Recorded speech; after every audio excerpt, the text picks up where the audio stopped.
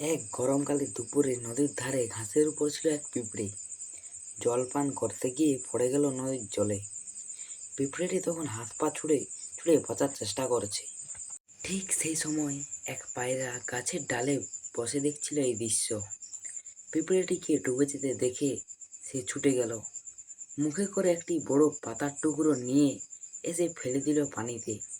পিঁপড়েটি সেই পাতায় উঠে প্রাণ বাঁচালো।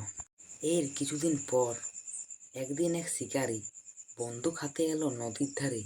সে তাক করলো পায়রার দিকে।